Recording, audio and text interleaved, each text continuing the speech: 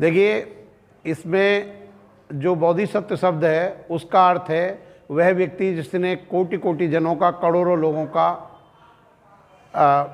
भला किया हो। इस संसार के अंदर जो बोधिसत्व है, बोधिसत्व शब्द का अर्थ यह है कि वह व्यक्ति जो मानव कल्याण में लगा हो, जिसने अपना जीवन अर्पित कर दिया हो, जिसने कोटि कोटि जनों का कल्याण करा हो। हालांकि बुद्ध बनने से पहले की एक पहला स्टेप है। इस संसार के अंदर 3 ही बोधिसत्व पैदा हुए हैं। एक बाबा साहेब डॉक्टर अम्बेडकर हैं, और एक हमारे जो अपने लंका वाले हैं जिन्होंने आके यहाँ प्रचार किया है, धर्मपाल अनागरिक। तीसरे मेरे ख्याल से बर्मा के एक और हैं, उनका मुझे नाम याद नहीं है। इस संसार के अंदर 3 ही बौद्ध भिक्षु हुए हैं, बोधिसत्व हुए हैं। तो जो अरहत और अरिहंत जो शब्द है, अरिहंत शब्द पाली भाषा का है और अरहत शब्द पाली भाषा का, अरिहंत प्राकृत भाषा का। जैनों में अरिहंत शब्द का प्रयोग किया जाता है और बौद्धों की पाली भाषा में अरहत शब्द का प्रयोग किया जाता है। जिसने काम को या अपने लोभ लालच या इस तरह के उनको ख़त्म कर दिया हो, उसे अरहत कहते हैं। उनको मार दिया हो ऐसे वाले उनको। और जो पाली शब्द है, पाली शब्द का साधारण अर्थ ये है जो गांव की भाषा है। बुद्ध का धर्म इस भारत में, इस विश्व में बिजली की तरह इसलिए फैला क्योंकि बुद्ध पाली भाषा में बोले, जो जनसाधारण की भाषा थी। उससे पहले लोग संस्कृत का उच्चारण करते थे, जिसका अर्थ लोग नहीं जानते थे, रटी रटाई बातों को कहते थे। दूसरा, पाली भाषा की एक सुंदरता ये है कि पाली भाषा में मैं जवान हो रहा हूँ ये कह सकते हैं हम, मैं जवान हो रहा हूँ ये कह सकते हैं, मैं जवान हूँ ऐसा कहने का वो मतलब कंटिन्यूस की भाषा है। जो कंटिन्यूस टेंस है उसकी भाषा है कि मैं जवान हो रहा हूँ। और वो पूरी फिलॉसफी है कि मैं मतलब इस संसार में परिवर्तन हो रहा। कोई भी चीज़ जो है इस संसार के अंदर स्थायी नहीं है। बुद्ध के धर्म में सबसे बड़ी बात यह है कि भिक्षु शब्द का अर्थ भिखारी नहीं है, क्योंकि सम्राट अशोक जो राजा महाराजा थे वो स्वयं में, राजा महाराजा स्वयं में भिक्षु बने थे। तो जो सम्राट होकर भिक्षु बने उनका अर्थ ये नहीं है कि भाई उसका ट्रांसलेशन भिक्षु का एज ए भिखारी होता है। ये धर्म का अर्थ इसलिए भी, इस धर्म का जो है ये धर्म इतना नया है, इतना पुराना है आप ये समझिए, लेकिन नया इस अर्थ में है क्योंकि इस धर्म को अभी तक हमने अपने जीवन में उतारा नहीं है। ये बिल्कुल ऐसा है जैसे बिल्कुल स्वच्छ ताज़ी ओस की बूंद होती है। तो ये जो धर्म है, इस धर्म को हमें, हमारी जो संस्कृति है वो श्रमण संस्कृति है। और श्रमण संस्कृति वो होती है जिसमें लोग श्रमण करते हैं, जिसमें परिश्रम करते हैं, मेहनत करते हैं। इसलिए जो बुद्ध का धर्म है वो सबसे ज़्यादा इम्पोर्टेंट इसलिए है कि हमारे जो लोग हैं ये इनके पूर्वजों का धर्म है। और ये जो हम धर्म दीक्षा ले रहे हैं, हालांकि हमारी अपने बौद्ध धर्म में वापसी हो रही है। और जो बौद्ध धर्म का दर्शन है, कोई भी धर्म हर कोई धर्म विज्ञान से डरता है, लेकिन बुद्ध का धर्म विज्ञान से नहीं डरता। बुद्ध सर्वप्रथम कहते हैं कि अगर कोई बात मैं कहता हूं तो इसलिए मत मानो कि मैं कहता हूं। ऐसा किसी धर्म के विद्वान पुरुष को कहने का कभी भी, उनको कभी ऐसा कहने की हिम्मत नहीं हुई। बुद्ध ने कहा जब तक कोई बात आपके तर्क और लॉजिक पर सही ना उतरती हो, उस बात को जब तक ना माने, जब तक आप उसको पूरी तरह परख ना लें। जहाँ तक परखने की बात है बौद्ध धर्म के अंदर, बौद्ध धर्म के अंदर जो ज़रूरत है वो नवयुवकों की है, नौजवानों की है, नए बच्चों की है। और ऐसे लोगों की ज़रूरत है बौद्ध धर्म में जो इस संसार में धर्म को आगे लेके चल सकें। देखिए, बुद्ध धर्म की जो धम्पद की एक गाथा है उसमें एक जगह कहा गया है कि जब कोई नवतरुण बौद्ध धर्म में आ जाता है तो इस संसार को ऐसे प्रकाशित करता है जैसे बादलों से मुक्त होकर संसार को चंद्रमा शीतल प्रकाश देता है। तो बुद्ध के धर्म में आप ये देखें कि हमारी जनसंख्या हम कहते हैं 85% है, इतने परसेंट है। लेकिन बौद्ध धर्म में जो अब एक ऐसे समाज का निर्माण भारत में हो रहा है कि जो बौद्ध धर्म का या बाबा साहब का अनुयायी नहीं होगा उसका सामाजिक बहिष्कार करा जाएगा। ऐसी लोगों की अवधारणा चलती जा रही है।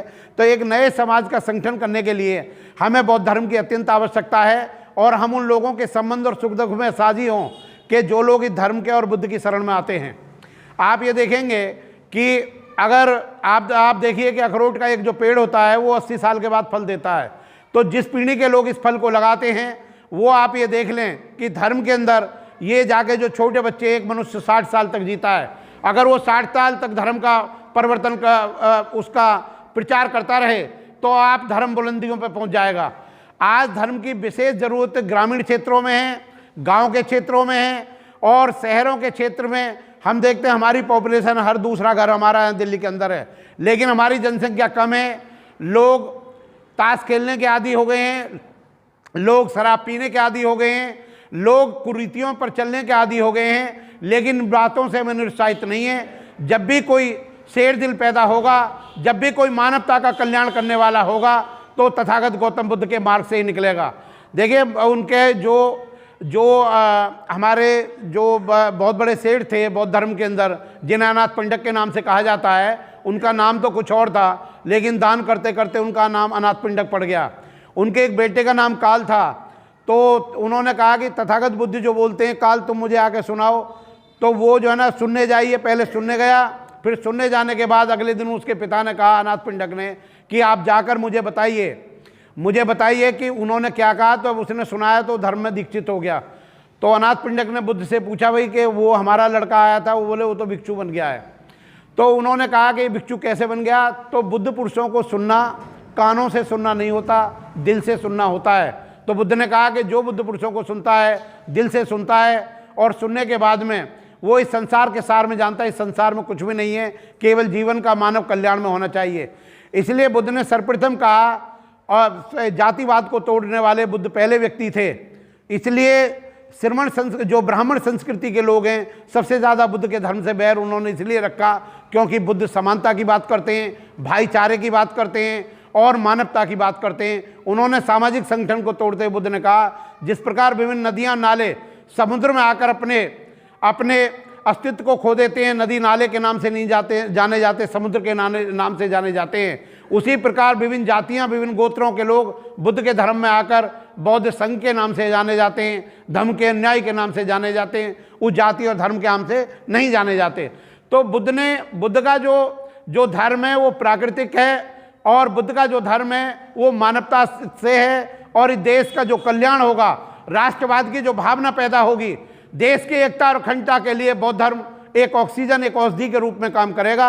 इसलिए इसके अलावा हमारा कोई और मार्ग नहीं है, कोई और धर्म नहीं है। इस धर्म को फैलाने की ज़रूरत है। और आजकल जो कुछ औरतें, महिलाएं क्रिश्चियन के चर्च वर्चों में जा रही हैं, अगर इस तरह की बार बार हमारे यहाँ पर धर्म दीक्षा होती रहे, धर्म के प्रोग्राम 3 महीने में 4 महीने में होते रहे, तो मैं सोचता हूँ किसी के भी धार्मिक स्थान पर जाने की ज़रूरत नहीं है। दूसरा, बुद्ध ने जापान के एक मंदिर पर बुद्ध का एक वचन लिखा है कि अगर मैं अपनी उंगली से तुम्हें चंद्रमा को दिखाता हूँ तो तुम चंद्रमा को देखो, मेरी उंगली को मत देखो, क्योंकि मैं मार्गदाता हूँ, मैं मोक्षदाता नहीं हूँ। तो बुद्ध के समय में अनेक, 1-2 कहानी कह के मैं बात खत्म करूँगा, क्योंकि और भी मेरे अलावा वक्ता हैं। मैं अपनी बात को ख़त्म करके कहूँगा कि उसमें जो है कि बुद्ध के पास में एक व्यक्ति, एक आदमी के जहर से बुझा वो तीर लग गया। वो बुद्ध के पास आते हैं और आकर बुद्ध को कहते हैं कि जी मैं पहले जानना चाहता हूँ ये तीर किसने मारा, काले आदमी ने मारा, भूरे आदमी ने मारा है, किसने तीर मारा है। तो बुद्ध ने कहा कि इस आदमी ने अपना इलाज नहीं करवाया, वो मर गया। तो सर्वप्रथम आपने अपना इसका इलाज करना है। ये इलाज आपका बुद्ध के मार्ग पर होगा, ये बुद्धि का धर्म है। और दूसरा, आपको बुद्ध की महानता मैं बता दूं कि आप समझते हैं सोमवार, मंगल, बुध इस तरह करके 7 दिन हैं। उनमें से बुद्ध का एक जो बुद्ध के नाम पर रखा गया, वो बुद्ध का दिन बुद्ध के नाम पर रखा गया है।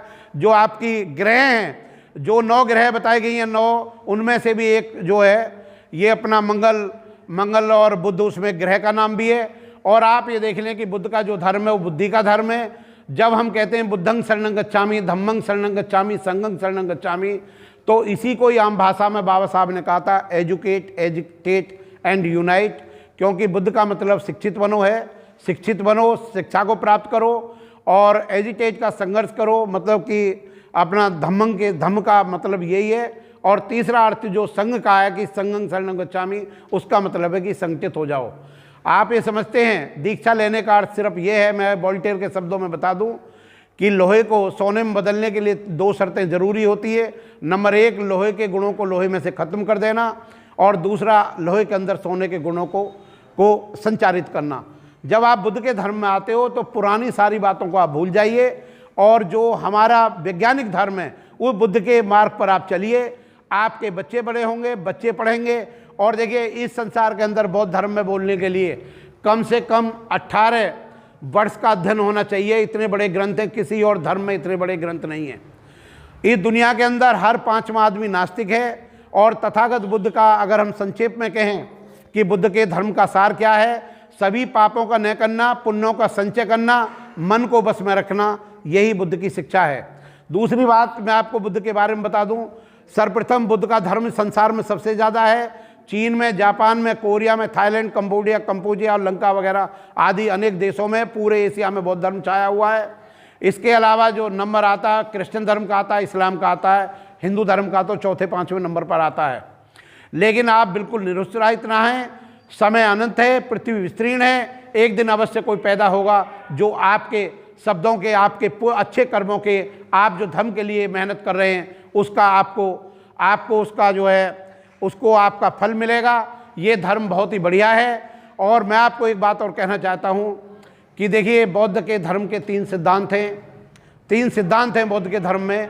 और जो एल्बर्ट आइंस्टीन वैज्ञानिक हुए हैं, उन्होंने कहा कि मैं बड़े से बड़े गणित का जो मतलब मैथ का सवाल है उसे मैं 3 चीज़ों से निकाल देता हूँ, मुझे 3 से आगे की संख्या की जरूरत नहीं है। उन्होंने वो करके भी दिखाया। दूसरा, किसी भवन के निर्माण के लिए 3 बिंदु होने चाहिए। इस तरह करके 3 बिंदुओं पर कोई मकान बन सकता है, 3 से कम पर कोई मकान की स्थापना नहीं हो सकती। तो बुद्ध ने पूरी तरह अपनी कसौटी पर कसकर इस धर्म को बनाया है। इसमें सोचना समझना गद्दारी है। बाबा साहब ने पूरा जीवन लगाया है। साथ में बुद्ध ने यह कह दिया है कि मेरी बात को ना मानो, अपनी पहले बुद्धि की कसौटी पर कसो। इसलिए ये बौद्ध धर्म को किसी धर्म के सहारे की जरूरत नहीं है। ये धर्म अपने आप में परिपूर्ण है। ये धर्म पूरी तरह से भारत के घर घर में पुजेगा। आप अभी थोड़ा देखिए, जैसे लोग शिक्षित होंगे, देखिए दलित और शुल्कास्टों के लोग ज़्यादातर स्टूडेंट आर्ट ग्रुप के होते हैं। वो ज़्यादातर अपने आर्ट जो मतलब नॉन साइंटिफिक एजुकेशन जो है उसका वो अध्ययन करते हैं। मतलब नॉन साइंटिफिक का मतलब आर्ट ग्रुप के होते हैं, आर्ट के सब्जेक्ट पढ़ते हैं, वैज्ञानिक नहीं पढ़ते। इसलिए उनमें वैज्ञानिक धर्म की कमी है। जब वो बड़े से बड़ा वैज्ञानिक बेंटार्ड रसल ने भी कहा है कि बौद्ध के धर्म में कोई ज़बरदस्ती वाली बात नहीं है। ये धर्म जो है इंसानियत का धर्म है। और एल्बर्ट आइंस्टीन ने कहा कि भविष्य का जो विश्व का धर्म होगा वो बौद्ध धर्म होगा।